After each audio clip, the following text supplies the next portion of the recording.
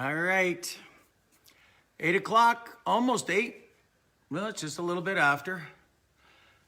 Hey, Bill. Hey, what's going on there, Tilla? Everything good? Oh, Bob's in there too. Holy smokes. The whole average age group of this whole group of us just went way up. Hey, Bill. All right. Well, we got 7. We'll wait a couple of minutes there. My goodness, you missed the blast off. What happened? Did I miss something? I missed something. Hey, Gail and Kenny's there. I don't know if it's Gail or if it's Ken. I can never tell. These people who've got the joined one. Oh, you're 47 soon. You're still a pup, man. Hey, what's going on, Nick? I think I have half of Bass Pro Shops laying here on the deck of the boat. I didn't realize how much of a crankbait geek I was, but I guess I am. Hey, what's going on? Gazoo! Life is good. All right, so we got up to 14. All right, let's wait for a couple more people to come because we just turned 8 o'clock, I think. Just after. Oh, hope you guys all had a great weekend. I had a great weekend. It was a heck of a week. Got out playing golf twice this week. I was pretty happy about that. Walked the course. I don't know about you, Kat. You guys walk when you go play golf? I generally don't. I haven't walked a course in 20 years, at least 20 years. This time, walked twice. Played Saturday, played Tuesday. Tuesday, listen to me, I sound like an old guy. I played Tuesday. All right, 23, 22, people are coming in, people are going out. All right. Jacob's here. Dwayne's here, better watch it. You can't see me. Oh, wait, you're in camo. Crafty, you're awesome. That's good. That's good. What you don't know is there's nothing underneath this. Oh, hey, my dad's here. Guess I better watch it. No swearing, no telling any stories. What's going on, Dwayne? Getting pretty excited for the summer. I really am. Yeah, right. I think we're still firing up. Hey, Dwayne, you excited for this summer? You like what's going on? I bet you do. Oh my God. Must be behind. Okay, let's get the show on the road. So, camo up top, straight Amazon on the bottom. What's going on, Martin? Okay, let's get this going because I know Martin's got a bunch of questions he's going to ask baked below. Hey, Josh is there, right on. I bet you it's still freezing cold up there, isn't it, Josh? Oh, are you going to throw hard baits for early season bass in zone 20? Well, naked on the bottom. Baked, same thing. I'm liking I always like to throw crankbaits early in the year. So, where do we start? You know what? I think we should start with down deep first. Down deep. Yeah, I bet you it is, Josh. All right, so let's down deep. So, like all of the other stuff that I like to talk about, all of the other baits I talk about, whether it's, flipping jigs or whether it's, jerk baits, when I went through the jerk bait stuff, I like all the different brands for different reasons. I think there's certain strengths and weaknesses in, hold on. Sebastian wants me to send him the link. Just let me do something here. Nope, can't do it. I'm already live. Too late. If anybody is Facebook friends with Sebastian Roy, hey! Oh, look, there's Johnny there. You missed it. Last week we were talking about jerk baits, John. You missed it, man. Anyways, anybody on there who's Facebook friends with Sebastian DeRoy or Sebastian Roy, send this link off to him. Okay, so let's talk about this. I was thinking about, going by groups and going by families and all that other kinds of stuff, but let's talk about crankbaits themselves. So I'm not going to get into the Megabass. I'm not going to get into the, into the Spros. But when I get into each groups of these crankbaits, I'm going to pull out what I like and where I use them and what my rigging is for each one of these. So I'm going to start off by down deep. All right, let's start from the bottom, kind of work our way up. So I like, when we look at crankbaits, we got to figure out, first of all, forage. What are we trying to figure out? Unreal Megabass for life. What are we trying to do? So every one of these crankbaits I'm going to show you has a different attribute. All right. So when we take a look at this one, this is the Big John down deep. All right. So you look at how thin this profile is here. Flat-sided crankbait. When we look at some flat-sided crankbaits, you're going to get a lot more vibration off of this thing. It's tight, very tight wobble. So if I take this crankbait and I compare it to this crankbait, they both have almost the same kind of lip, but the body profile is totally different. This one here is more shaped like me, and this one here is more shaped like Martin. All right? Both of these crankbaits are the same length and the same weight. This crankbait will get 6 feet deeper than this one will. Interesting. So when you look at a crankbait and you're going, what are we trying to achieve here? What are we trying to imitate? So if we look at this one here, a couple of different ways that I'm going to use this one. I'm going to like this bad boy in open water. And I know Martin just went, really, dude, shut up. But when you get those suspended fish out there, guys like to throw a swim bait through there. Guys like to throw a jerk bait through there. Why not run a crankbait through there? Because when they get it, they're going to get a face full of hooks. And the Little Johns, of course, in Spro, they're kind of like those... They got some awesome colors in these things here. And people will say, listen, if you're going to throw a crankbait, you've got to bang it into something. I really don't always believe that. I guess it's a matter of what you're trying to imitate, where you're trying to fish. And I'm talking right now, open water. Open water, I'm going to throw these two bad boys in this size for big smallmouth. Big smallmouth. But I'm also going to throw them for big smallmouth in 8 feet of water. Yep. 8 feet of water.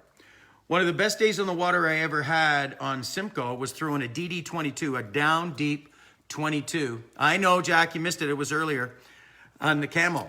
Was throwing a DD22 in 10 feet of water. 10 feet of water. Which means I'm throwing this thing out there as far as I can, and I'm going to get into rods and reels and tackle in a second. Throw it out there, bomb it out there as far as I can, get it cranking,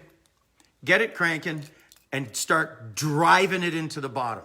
And I mean driving into the bottom. Whether it's sand, whether it's rock. Hey, if I hit a rock and it deflects, good in the hood. But even just dredging down into that sand, it's looking like a crayfish. It's looking like a big goby. It's looking like something scurrying around the bottom. And they're gonna come at it. And they're gonna get it. And they're gonna be mad. They're gonna really be mad. So I like the Spro for doing that. If I take a look at, let's see, the other one that's good for doing that is the other Spro on rice. If you're going to be doing that on some of these shell beds, crashing some of these shell beds, the Spro rock crawler, amazing. Just anything in a dark color is going to do the job. I wanted to grab, here we go, a couple of them here on Lake Simcoe. I'm going to pull this one off the peg because it's tied up from before. Lake Simcoe. Right there. Any kind of hard bottom, just dredging that thing in. Some of these ones here, you can see the lips are worn right off them. Just driving them right into the bottom. Doesn't matter if you get snagged up, you can snap it off. That rock crawler is actually pretty awesome. I've got a bunch of colors that I picked up when I was in the States. But crashing into the bottom with a deep diving crankbait, you're in 10, 12 feet of water. Do not be afraid to throw something that's going to get down 14, 15 feet, right? Because we want that bait just banging in and crashing into the bottom. These live targets in this crayfish pattern, I really don't even think you can get them anymore. I think I might have 25, maybe 30 of them in each of the sizes because OCD is really is a problem.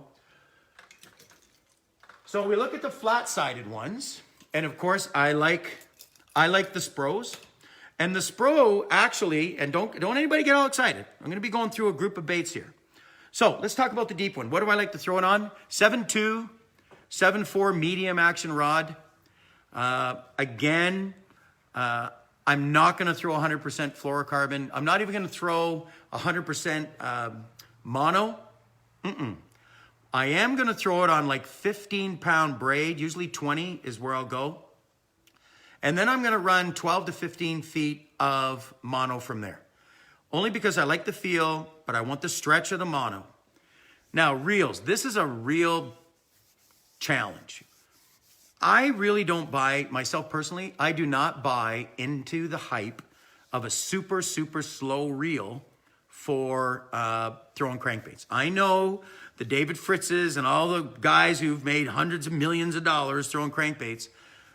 But I'll tell you, you tag a big fish on a crankbait, especially a smallie, and they start coming at you, man, you're cranking on that reel on a 5-2 to 1 like it's prom night. And you can't catch up to that fish. You know, it's about having the discipline to actually turn the reel slower because you know, it's a matter. You throw your bait over the side, you start reeling it in, you know the speed you want, and then as an angler, you learn how to do that. But when I jack on a fish and I get that fish, it's not a matter of getting them in as fast as you can. Is that if they change direction and they come at you, how do you catch up to them? You can't. I've lost big smallmouth, I lost big largemouth, and I said, I'm done. I would rather have the discipline to slow down. And for me, that was tough, but I learned how to do it. So now let's talk about in some of the Spros on the more rounder body baits. I'm going to take this one out of the package. I really don't want to, but, maybe I will anyways. No, I won't. Well, I will. Yeah, see? Taking it out. I didn't want to because it's not bass season yet. But look at this bad boy. I saw this and I absolutely loved it. Now this, I'm going to throw this in shallow water. I really, really like it. Hold on. What'd you say there, Tony? The lower the retrieval speed? Nah. The slowest retrieve speed. Woo, woo. The lowest retrieve speed that I have of any reel is 7.2 to 1. And I will throw a crankbait on that. But slow. Like I can reel that slow, but when a fish gets it, he gets it. So this one here, shallow water all day long. In the beginning of the year, when the weeds aren't all the way up and those largemouth are out on the flats, especially if you get a high water year, crankbaits freaking shine. They shine. Guys like to throw spinnerbait, and I'm going to talk about spinnerbait in a little bit, but these crankbaits shine. I don't know what it is, but in Canada, not a lot of people no, Scotty, they're not all over that bad boy. They are all over this bad boy, but we'll talk about that later. When that weed is down, when the weed's not all the way up and the water's high and those largemouth are out off the bank, in Ontario, a lot of the fish have already spawned, so they'll be pre-spawned by the time our season opens. So those fish are on the flats, right? We get them on buzz baits and spinner baits and topwater frogs out off the pad edges and stuff like that. A crankbait is the way to do it. But in Canada, there's not a lot of cats out there throwing crankbaits. The best crankbait lesson that I ever got in my life was to watch somebody else catch them on a crankbait. And I'm looking for that one. You wouldn't believe it. I got them scattered all over the place here. It'll probably show up here in a second. Here it is. I know Big Jim's not watching, but if he was, this is the magic crankbait.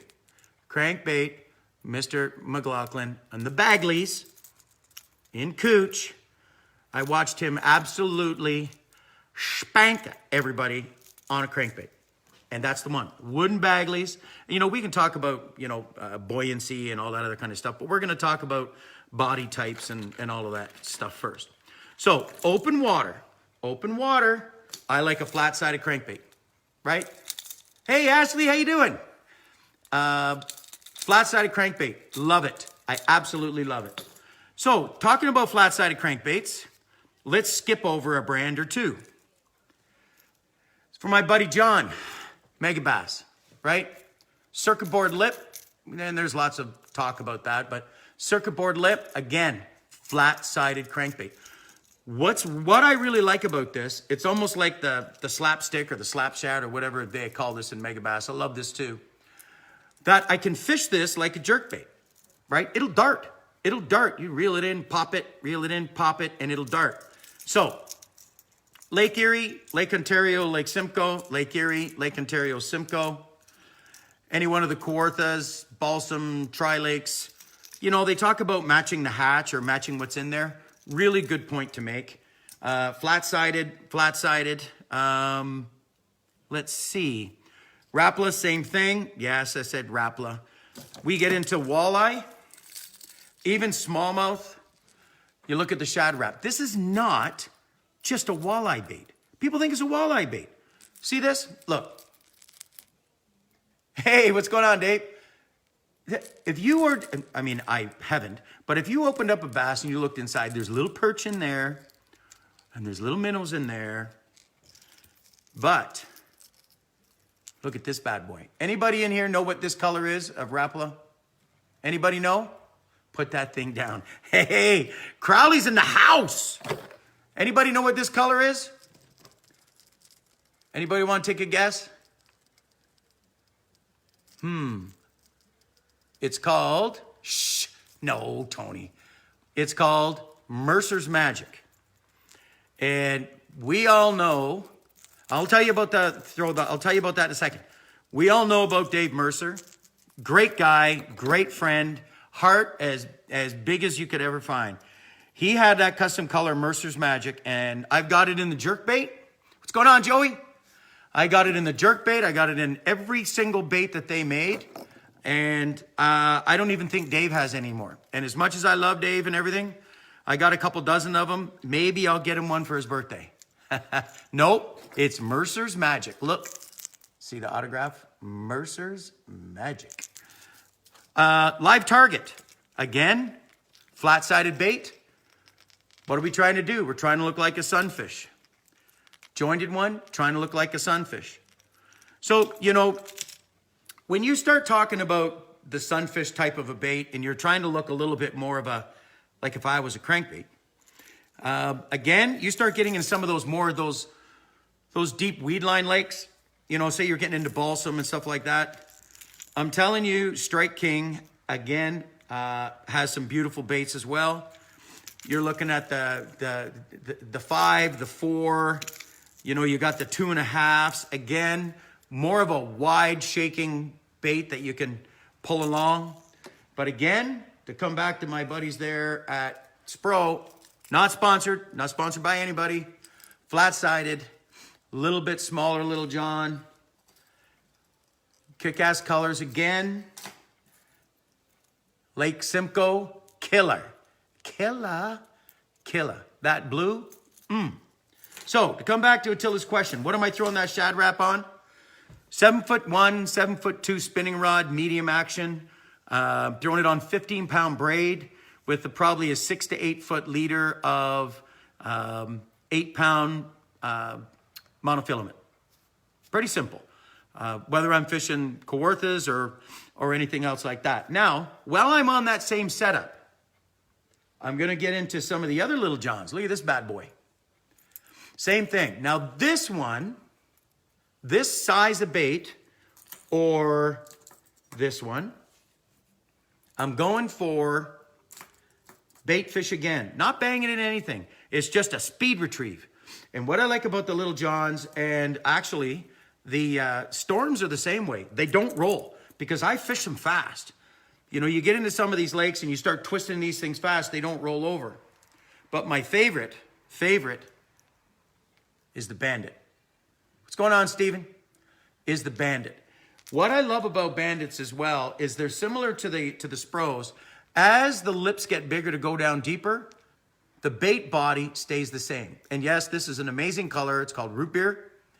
It works everywhere. Everywhere there's a perch, they're on it. I mean, they got lots of cool colors too. That's a great one for really, really, really clear water.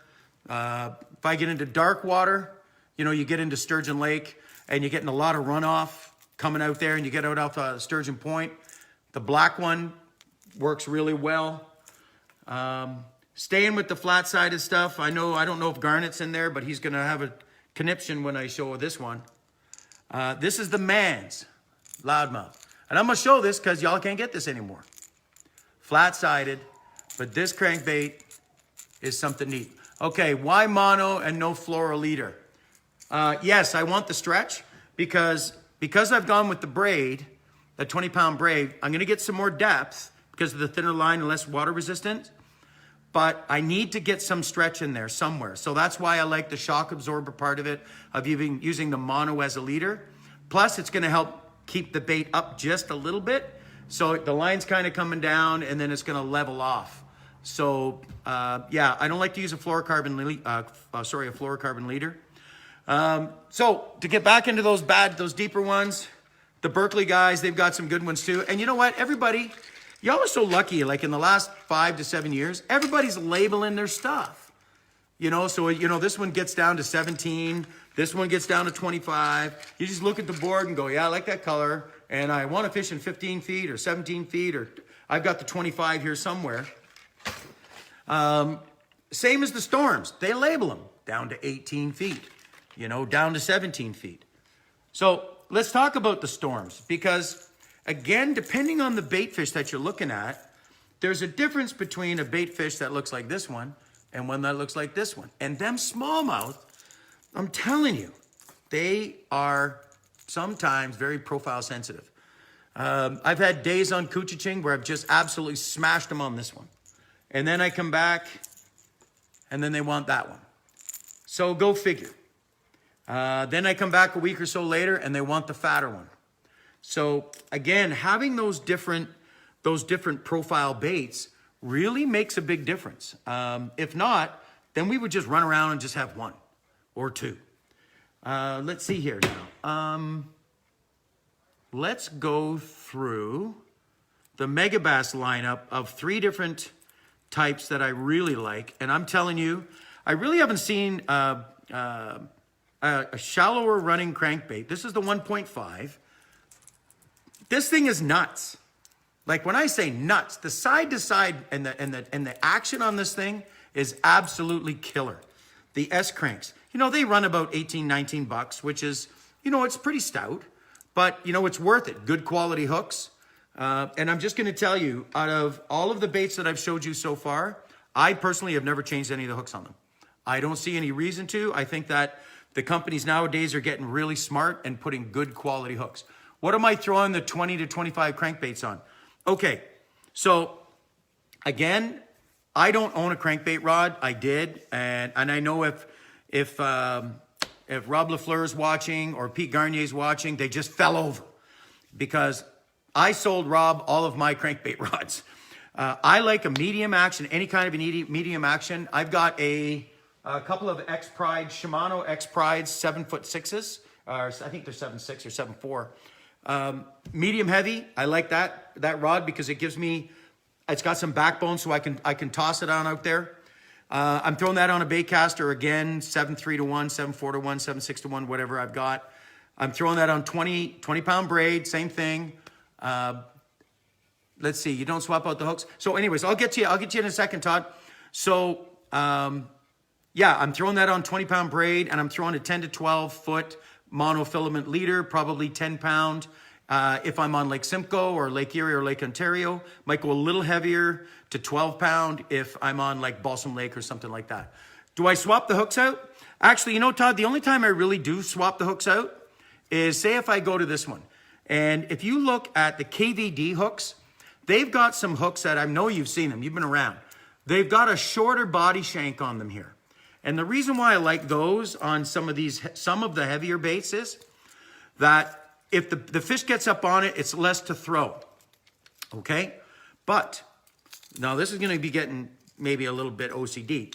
But what I find is if I'm throwing this big crankbait here and I've got long hooks on it, a Kawartha smallmouth and a Lake Simcoe smallmouth and a Lake Erie smallmouth and a Lake Ontario smallmouth are all different. And the reason why I say the Great Lakes ones and Lake Ontario are different from Kawarthas is you can literally hook a 4-pound smallie in the cheek with one of these hooks and fling them in the boat. You cannot do that with a Lake Ontario, Lake Erie, Lake Simcoe, Smalley. Those fish are open water forage feeding, and those fish are oily, greasy, and their bodies are really soft and their heads are soft. So I like a shorter hook, so that way when a smallie grabs onto it, there's really not much of a chance of a hook getting him on the outside of the head. There's more of a chance of it getting still in and around the face area where the plates are and the gill plate are, so it's pretty tough. As far as the quality of hooks, I find them all pretty stout. Jerkbait's a little bit different because the Megabass ones, like I said in the Megabass section last week, I wasn't a real big fan of those. But you know, the hooks that come on the Bandits, the ones that come on the Rapalas are good. Of course, the ones that come on all the Lucky Crafts, they're square bills. Lucky Craft makes an amazing crankbait, great square bills, fantastic colors. And, you know, just for tuning in onto those types of things. Now, let's talk a little bit about, let's see, we've done body types, we've done down deep. Any other questions on anything? Anything? Oh, hold on, I stepped away. Was wondering your thoughts were using glass to throw cranks. Yeah, you missed that part. I sold all my glass rods. I personally think it's a little bit overrated, but that's just me. I'm not a crankbait guru by any means, but I think a good quality medium rod with the right line and the right reel setup. I just haven't found an opportunity where I said, damn, if I had a glass rod, I probably wouldn't have lost that fish. I got lots of other reasons to lose them. While we're talking about those round throbbing baits, these Ramba baits here, if you ever see any of these things, grab them. They have a very wide and a very winding retrieve. They get down about 4 or 5 feet, again, on that new emergent weed. Just looks like a big old bluegill just moving along, and they're pretty easy to, they'll just come out and stomp on that damn thing. One other thing, I'm just going to throw this out here, and I don't know if you cats do it, but some of the crappie guys that are watching, definitely going to be throwing them. And that's throwing little cranks for crappie. I'm telling you, you can get some of the, you know, whether I'm walleye fishing, a lot of my walleye techniques that I use are similar to bass fishing. I like to throw a crankbait. I like to dunk heavy weed, similar to bass, right? It's the same technique. If I can go out and I can catch crappie on a little crankbait like this, I'm telling you, it's heaven. You can just go out there and do that. Yeah, the micro jerk baits, same thing, those 1.5s. I have a whole box full of those things. And on Skoogog, before everybody gets out there and starts standing on them and spooking out all the fish, little tiny crankbaits, little jerk baits is a great way. It's a great way to find fish. Wake baits. Let's talk about a little bit about wake baits. It's a bait. These are baits that have been out for a long time. Here's an Excalibur one. I know if Greg Roth was watching, he'd have a little bit of a conniption. This little wake bait right here on Lake Muskoka, on what we all know as the Bassmaster Flat, smokes them. Absolutely smokes them. Wake bait, shallow lip. That bad boy will it'll just bulge under the water. If they're not coming up on the top water and you're not going to get them down, 2 feet below the surface, bulge this thing up and they'll come at it. Yeah, nice try, Nick. That's not why we're here, bro. This is one that I got custom painted from a guy in the States.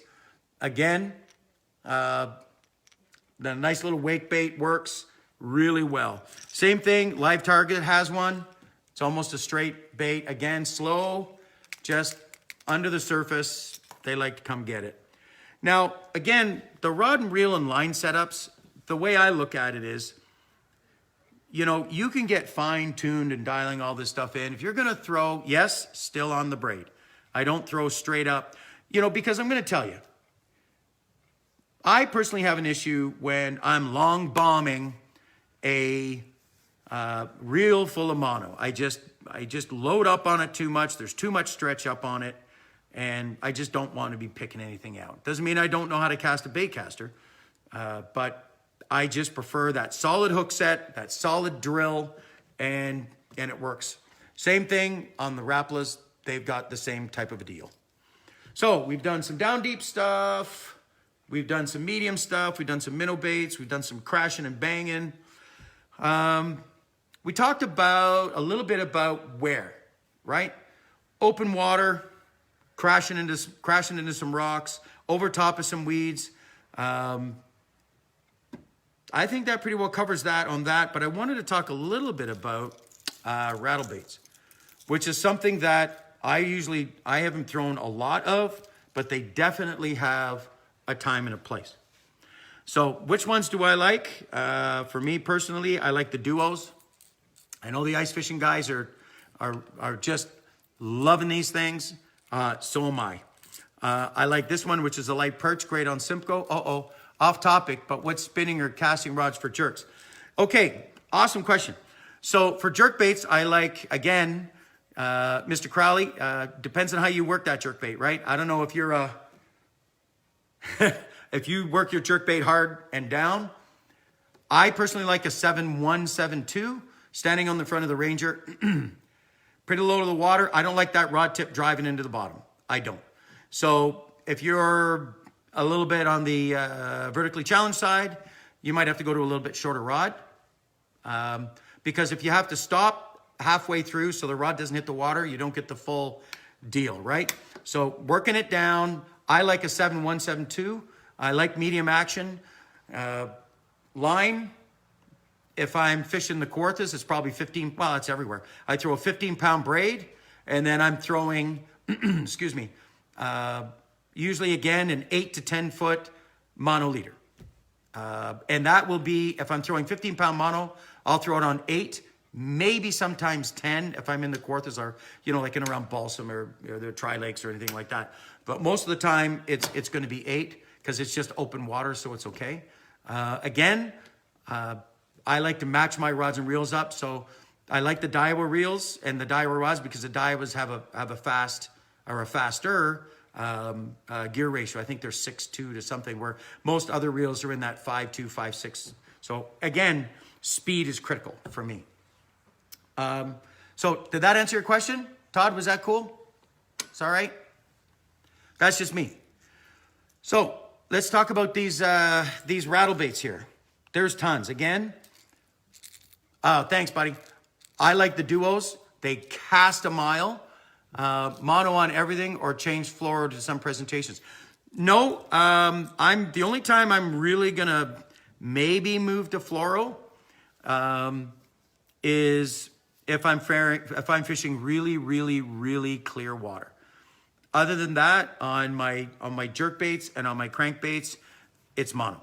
And actually, you can get a cranking mono. Trilene has a great cranking mono, shock resistant, which I like. Still has the same stretch. And it comes in a gold package. So yeah, I mean, it's pretty awesome. So on the rattle baits, like I said, duo, the Rapalas had the knockers, pretty good. And we're gonna talk about rattles in a second. I'm surprised nobody asked. All these ones, they all have different noises that they've got up in here. So now let's talk about some rattles while we're at it. When it comes to my crankbaits, like if I'm going to throw this bad boy, which is one of my favorites, or this one, which is my favorite, I throw this everywhere, is, what's going on, Daryl? I really, really like to throw these ones in that mid-range, that 7-8 feet of water. Just keep it coming, keep it cranking. Again, same 20-pound braid. You can throw them on spinning rods. It's not like on some applications where you got to keep, you got to have 4 or 5 different rods. You can throw, except for these deep diving ones. And these deep dive ones, you've got to have yourself a little bit heavier rod that's going to be able to sling that out there and plus bring the fish on in. Okay, so rattles. On the, I would say 90% of the time, actually, 90% of the time, I don't like a rattle. I really don't. Sometimes what you can do is, and this is a neat little secret, you can drill into some of these baits. You're going to have to sacrifice one to find where the weight placement is. Drill into the bait so I know which angle to place it at. And then I I drill through here and then I put in some epoxy. And I epoxy that weight into place. Doesn't hurt the way it casts, but it still casts like a mile, but now it's silent. It's silent. You know, if I look at like some of the Berkeley ones, like Bless Your Heart, that's probably one of the loudest ones that's out there. And then this is my favorite. Nothing. Absolutely nothing. Silent square bills. They're tough to find, but if you can get them, they're gold. The Guggen guys, they've come out with some really nice looking square bills. I love this square bill. Probably in this size, one of my go-tos as well. I like that little chartreuse on the tip, just like on the jerk baits. Love that. Let's see. I think we've pretty well covered that. So we went through the jerk bait stuff kind of quick, but like 40 minutes. So any other questions? Yes, the Nice Shine lures are silent, but unfortunately, I do not have any in my repertoire. So if you want me to see it, shoot me a couple. Just kidding. So when we look at the crankbait game, I'm just going to show you this. This is one of them plain old doubles. Just the bandits. We're on point, right? We're on point. So let's see. I think we've got those covered. Any other questions at all just on crankbaits? Any questions before we start going through some spinnerbait stuff? Anything, anybody? Oh, do crayfish change color, and do you change the color of your crankbaits over the summer? Yes, they do, and not really. I don't, because my colors are pretty basic. You know, if this is drilling into the bottom onto no glass rods, Jeffrey, you missed it earlier, buddy. I'll go through it again. If this thing is drilling into the bottom of the bait, into the bottom of the ground, and a smallie is coming hard, like 11:30 on prom night, it's coming hard for this bait. He's not going to come and go, woo! It's not brown. I'm out. Really not. Do I put a snap swivel on them for action? Absolutely not. I never put a snap swivel. I don't put a snap swivel on anything. The Megabass come with a this is another thing we should talk about, actually. One other thing that I love, and this is what you get from super quality places, man. I like the oval. I don't know if you can see that. The oval. Can you see that? There it is. I like the oval line ties. I love them. The reason why I like them, couple reasons. Number one, when I'm tying the knot, the cats who make these oval split rings, they're smirt. What they do is they put the connections on the sides. No, not even on a jerkbait. Dude, you're going to have to tie that. So they put it on the side. How many times have you tied something on directly onto the line, and then the line gets to where those two little hooks are on the split ring, and you're like, really? Really? Really? Then you got to cut it off. Because if that bait moving back and forth between this and it's up in here, that's just bad karma. And it will break it. Almost like, and we haven't talked about it yet, is the hooks. Like worm hooks and stuff like that. I love owners, but on my heavy flipping hooks, I like the ones that have completely closed welded eye. If they're not, and it's still my favorite hook, like on some of the rigging hooks, I will put a piece of shrink wrap on there, heat it up, melt it on. That way the line doesn't come through the eye. Good point. So no snaps, no swivels, no wire leaders, none of that stuff. All right, hold on. Ever add weights to change the sinking action of the storm, stick baits or weights? Okay, so what we're talking about, I had those in my, when we did the jerkbait stuff. Yes, I still have tons of suspend dots. And I talked about that in the jerkbait part because there's some times when you're working the jerkbait and it's moving back and forth, and when you pause it, and that jerkbait tilts like this, it makes them mad. Or if it goes back this way, makes them mad. In the old days, some of the ones, give me 1/2 second here. 1/2 second. I'll be back. I'm back. So, you mean like this? On the jerk baits? Absolutely. That day it was 5. This day it was 2. This, I wanted the jerk bait to tilt. This one was just so I could get a little bit more depth. So adding some weight, the suspend dots, again, if you can find them, buy them, keep them. I still have lots.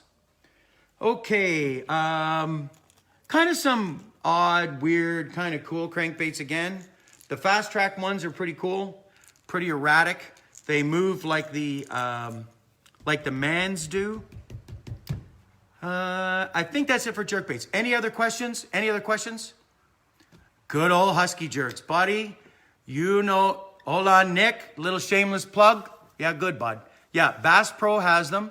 Hey, Jamie's in the house. Call me, bro. Anyways, the Speed Trap, I'm telling you, man, catches tons of fish. Tons of fish. Jamie, we were talking about this one, but trust me, I didn't tell anybody where we throw it. Okay. Any other questions on crankbaits? Anything else before we go to spinnerbaits? Because as Jamie will tell you, I am a huge spinnerbait guy. Not really, but I can. Let's go. Let's talk about spinnerbaits.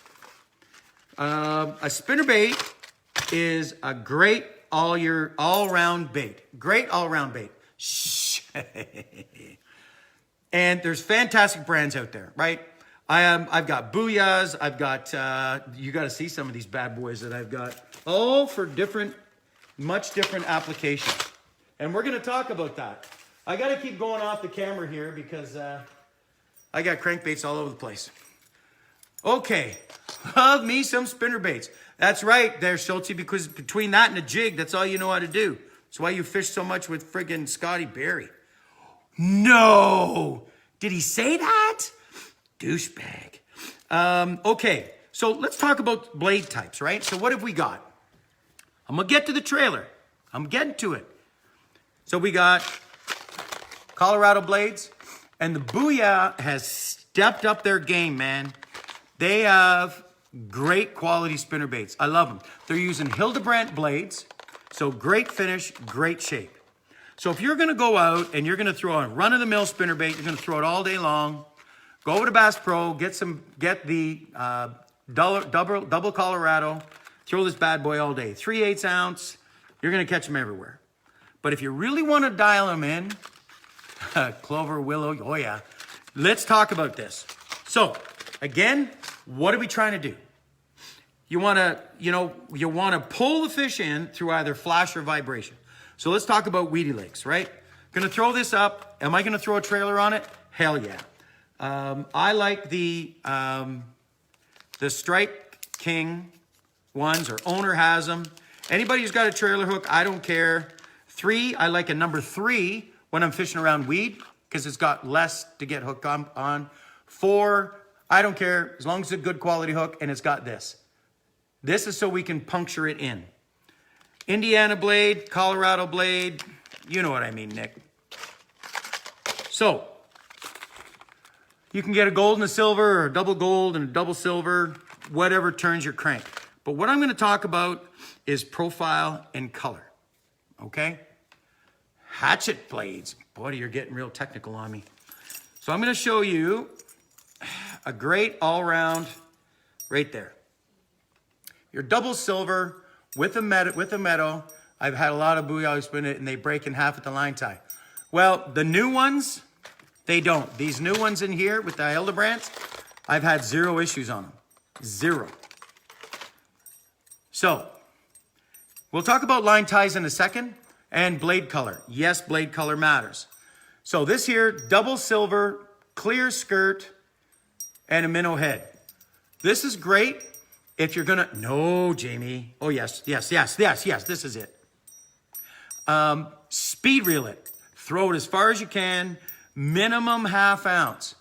wing it out there as far as you can get it, and reel it in as fast as you can. I'm going to show you one here, 2 different profiles. Very important on a spinnerbait. So, if you can find these, you've hit gold. I'll show you. So here's a Nichols, and I'm going to tell you what makes a Nichols spinnerbait so good. Not only do they have amazing color skirts and realistic eyes and all that other kinds of stuff, but early in the year, I'm going to like to throw something with a little bit of a chartreuse blade. Sometimes white and chartreuse, sometimes silver, but I always like that chartreuse. But I want you to look at this spinnerbait. This one is a 3/4 ounce. And look how compact that spinnerbait is. That Strike Pro spinnerbait, very compact. I can throw this bad boy around. That's right. You're right, Chris. These are the best, man. Strong 3/0 hook. Beautiful head on it. I'll put a trailer on here, but I'm going to show you a little secret. One time on Lake Simcoe, on Lake Couchiching, I was burning these across some of the weed flats, and the smallies were smoking them, but they weren't getting it. So when you talk about a trailer hook, there's 2 things you can do.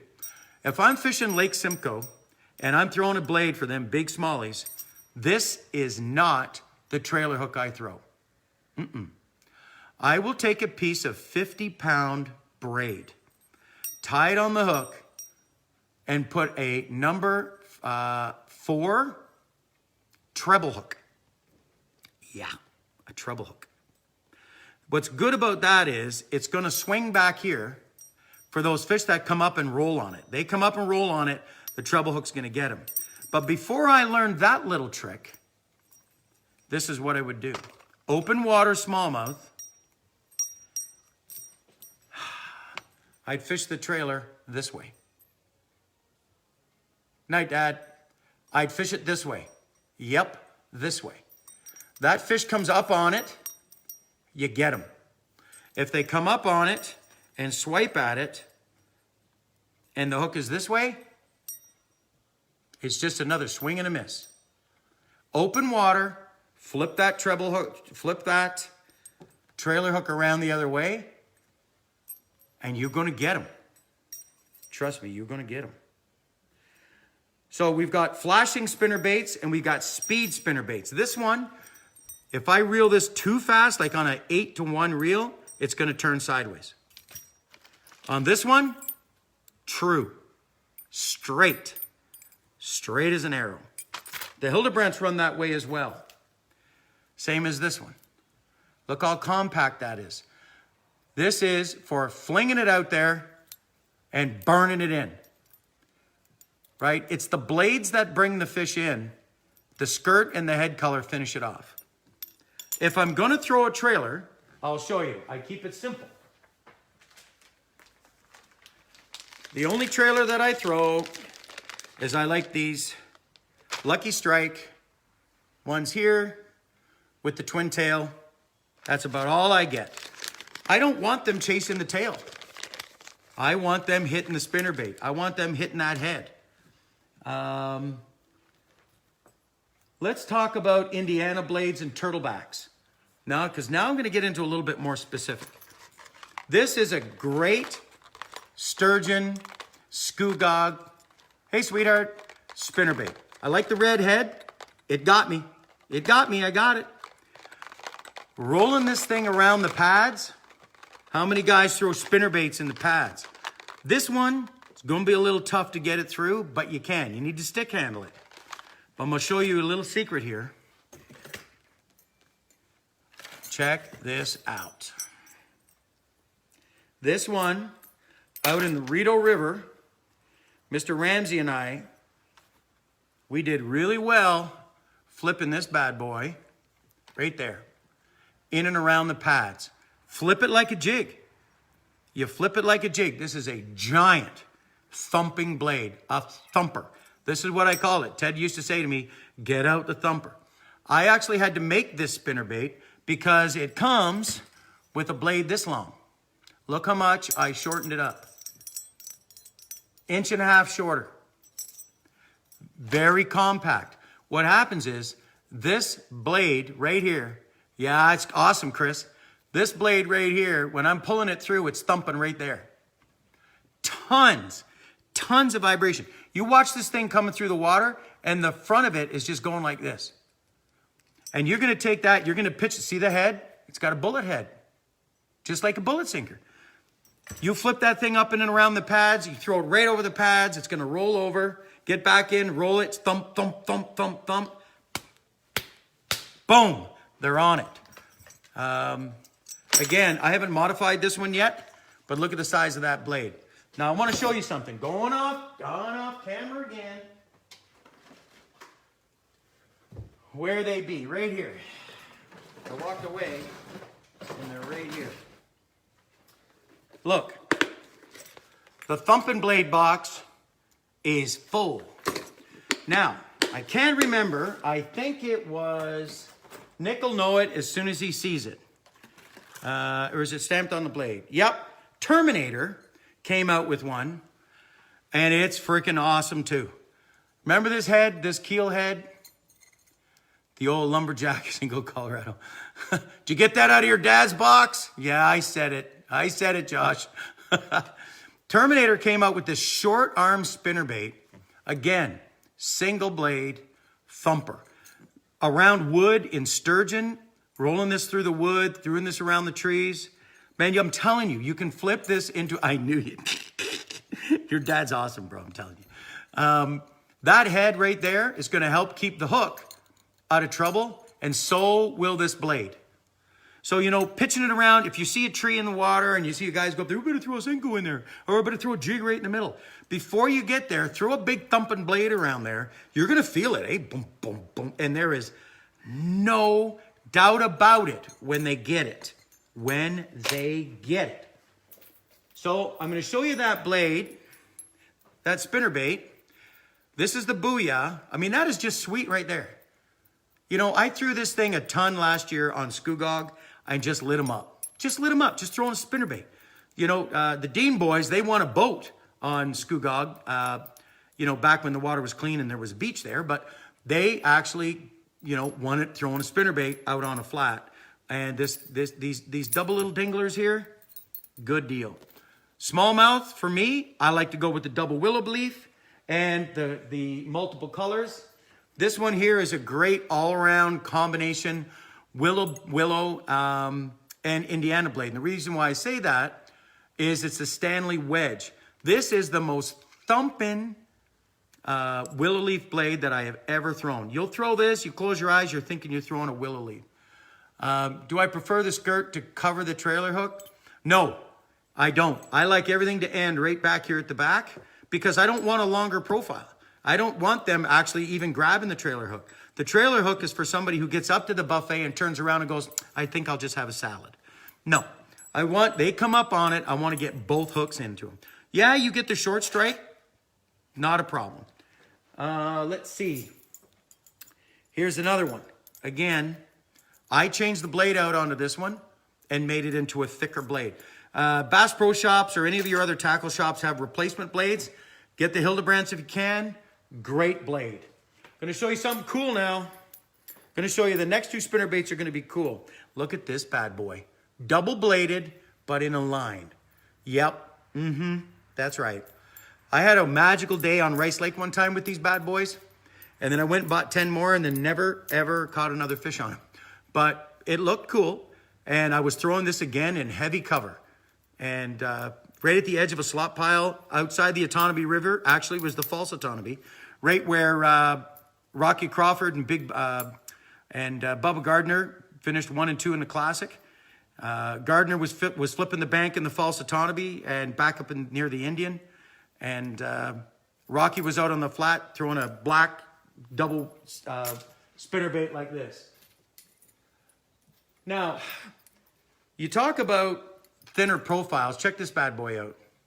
This is a tungsten spinnerbait. Little tiny one. But it's ½ ounce. Again, small profile. Now I'm going to show you something really cool. Before we get to that. The Ultra Tungsten guys have got a small titanium tungsten head spinnerbait. These things are freaking indestructible, man. I've caught a lot of big smallmouth on these things. I like the larger head generally, but if the fish are on it, and I thought I was a little weary, right? Because it's got a little bit of a smaller hook on it, but it's just no problem. It hooks all them big fish. Now, for all you old guys, how many people remember this? The bump and go. Yes, I know, Tony, it sounds like your first date, but it's not. This is the bump and go spinnerbait. Look, from the Cream Company. So check this spinnerbait out. Rubber skirt, 3/8 ounce head, one of the ugliest hooks that you ever seen, but it's got this thing on it. Single spinnerbait, single blade, but it has this. So you can throw this thing, rig this way, and it'll run true, straight. But if you take this keel and you flip it to the side, I kid you not, this thing will swim, it'll run 45 degrees to the boat. And if you flip it the other way, it'll run 45 on that side. So you can throw this at a dock or something you want to swim underneath, and this spinnerbait will run right underneath that dock, and it'll bump into things. What about throwing a marabou skirt on a spinnerbait? Well, that's a pretty useless thing, in my opinion. I think that the marabou is used for slow-moving undulation. A spinnerbait doesn't move that slow for marabou to be effective, in my opinion. I like bucktail, resilient, doesn't get as much undulation in it, but I like a bucktail. Yeah, but marabou, not for me. Let's see, what else we got in here? This was a killer. Great color right there, gold, double gold. Again, if I'm in Quinny, that's the color I'm throwing right there. I'm not throwing silver, I'm throwing double gold. They just seem to get on it. So when we're talking spinnerbaits, what are we talking? We're talking flash, we're talking contact, we're talking speed, right?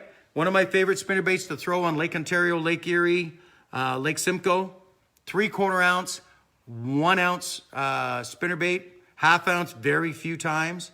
I'm throwing that on a 7'6" heavy bait casting rod, but with a soft tip on it. Where do I order the replacement skirts? I like to keep it as Canadian as I can. I get them at luremaking.com. That's where I get all my skirts and little rattles and anything else that I need to repair stuff. But again, I'm throwing that on, believe it or not, 20-pound braid, and then I'm throwing about a 10 to 12 foot fluorocarbon leader is what I'm throwing the spinnerbait on. Again, 7'4", 7'6". Yeah, that's what I'm hauling the bigger heavy spinnerbaits. All the smaller ones I'm throwing on like 6'6" or what I'm calling a stick handling. Like if I'm going to stick handle a spinnerbait, I'm going to like around pads or cover or docks or boats or something like that. Yeah, flipping a spinnerbait around there, you better be able to flip if you're going to be throwing that stuff. But it's a great thing because if you can flip near the back of the boat and then bring your rod tip over at about 9 o'clock, you can literally run that spinnerbait right underneath the boat. You love getting your skirts and skorts from there as well. Nice. They have long enough skirts for you? That's awesome. Let's see. I think that pretty well covers it. Any questions at all on, this is one of my other ones I modified up. This blade actually came from Bass Pro Shops. So again, look at the size of that big blade that I put up on there. I like those big thumper blades. When you want to throw something different, if you're going in behind guys, if you're going in behind other fishermen and you're going to go to, say you're down in Tri-Lakes or whatever, and you're Skoogog, you're going to go in behind pads, you watch everybody else throw frog, you watch everybody throw a jig and dunk a worm and throw a dinko in there, senko in there. Go back with a thumping spinnerbait through there around the outside edges. Just throw it right into those pockets. Let it flutter down. I'm telling you, you'll stomp on them. Especially these little cats. See these little ones? Look at this little one. This is my favorite one to throw around the pads. Little tiny, ½ ounce, 2 turtleback blades. Pretty deadly. I can skip this thing, skip it under a tree, and then just kind of roll it underneath. It's kind of like when we were watching these guys skip frogs underneath docks. You're like, really? You can? Yeah, you can do the same thing with a spinnerbait. It works out really well. Just no stinger hook, because we don't need to be hanging that stuff up on anything. Colors, as you can see, pretty clear for me. Either white chartreuse, and I might go with, right after that to a black. Tony, 25 and 40 different thicknesses. What are you talking about? Skirts? I'll have to let you answer me on that one. Do I use them as a search bait more as a target casting? Oh, the Colorados. A spinnerbait for me is really not so much a search bait. You can use it as a search bait, no doubt. You know, if you're getting onto a flat and you want to look for some active fish you ding a couple on a spinnerbait. For me, the number one search bait is either going to be a topwater bait or it's going to be a crankbait. Usually I'm going to be, throwing a spinnerbait where I have some fish located and I'm just trying to trigger them. Blade thickness, Tony, I really never even thought about it, ever. I'm more of a blade size and shape. I've never thought about that. But I will say one little thing about nickel spinnerbaits. These two blades are not the same metal. And a nickel spinnerbait is designed for the blades to bang into each other. And that is a neat little secret that if you look at this one, they don't come in contact with each other. If you want this Booyah blade to work a little better, get yourself a pair of pliers, undo this clevis, pull this blade off and pull off one of these beads. And you want these blades hitting each other. Very important. Adds a little bit of clang, a little bit of knock, and the blades will stop turning once in a while as they hit each other. And that again brings a little bit more erratic to the spinnerbait. Fishing spinnerbait, a couple of different ways. Wing it out there, like I said, clear water, burn it back as fast as you can, as fast as you can reel it. And when the fish are on it, they are going to stomp on it. Sometimes you want to roll it, pause, roll it, pause, and that bait will flutter, the blades will flutter, they'll clink together. If you're throwing this type of a blade, they'll literally spiral in opposite directions, giving a little flash. Then when you reel, it takes off again, so it's coming through. Then you pause it, it drops. Then when it takes off again, the fish will still hit it. Pulsars, for sure. They're still my favorite, one of my favorite spinnerbaits, probably for sure, I would say. In the nickels, pulsars, of course. But yeah, when I get into the turtlebacks and stuff like that, I really haven't been too impressed what they've done with those. But pretty simple. Any questions at all regarding spinnerbaits or any of the skirts or any of the rigging? What type of blade would you use in faster water or current? Definitely a Colorado. It's going to allow you to work it better. It's going to come through the water a little cleaner. And it's going to flash just like bait fish. Bait fish is what's going to be... I'm beyond help spinnerbaits as asked John. Definitely the double willow leaf. It's going to look like bait fish, and they're definitely going to focus in on that a little bit better. It'll also hold the depth a little bit better. The Colorados and the Indianas will have more of an opportunity. They'll start to rise. Pete Garnier, plaster trailer on spinnerbaits or no? Pete, really? You're just asking questions. You missed it. So yes, the only one that I throw, and I know you're going to correct me, is this one here. I like the Lucky Strike single, double, twin tail. I have one rigged here. Where do we put it? Everything's all over the place. I had it rigged here.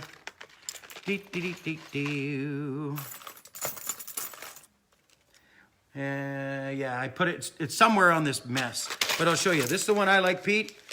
They're low cost. They work real well.